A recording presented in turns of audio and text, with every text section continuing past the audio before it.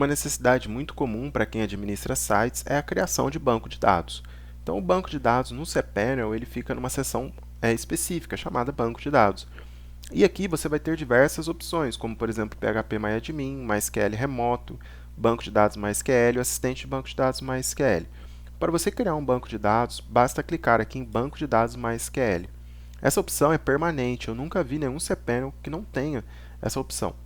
Primeiramente, nós vamos dar um nome para esse banco de dados. Lembre-se que todo nome tem um prefixo. O prefixo ele é definido dentro da sua hospedagem, ele é padrão e não poderá ser alterado. E o nome total do seu banco de dados é o prefixo underline, underscore, traço baixo, mais o nome que você der.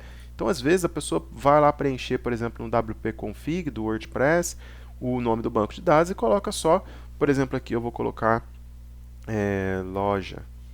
Então aí põe loja. Não, não pode. Você tem que pôr marco 1, underline, loja. Beleza? E aí, para criar o banco de dados, realmente é só isso. Você precisa apenas preencher ali e anotar bem que o nome ficou. Marco 1, veja, entre aspas, underline, loja. Depois que você cria o banco de dados, você também pode modificar esse banco de dados. Então, a criação ele gera para você a opção de ter esse banco de dados à sua disposição e também usar a ferramenta de verificação e reparo. Se você precisar verificar um banco de dados, você clica aqui em verificar. Eu vou verificar um banco de dados que já existe, tá? Que é o do site em si. E aí ele vai buscar erros, otimizações. Veja que está tudo ok, ó.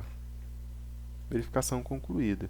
Aqui tem 3 clientes que não fecharam a tabela, 3 clientes usando essa, 3 aplicativos, né, usando essa tabela e ela não foi fechada, tá vendo?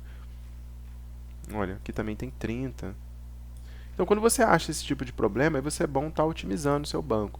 Para isso, a gente tem a segunda opção aqui, olha. Reparar ou otimizar.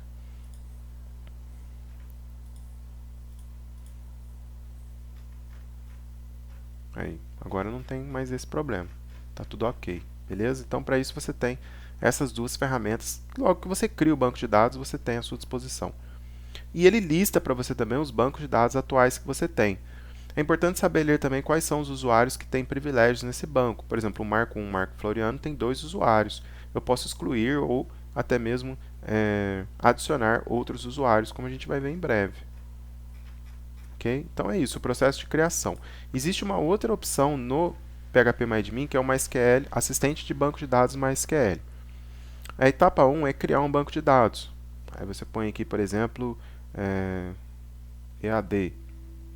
A próxima etapa seria você colocar um usuário para esse banco. E assim ele vai automaticamente para você, gerando todas as etapas. Eu não gosto muito desse processo, não. Eu prefiro o processo de criação manual, porque eu tenho mais controle. Como a gente está fazendo aqui, eu vou mostrando para você também os próximos passos.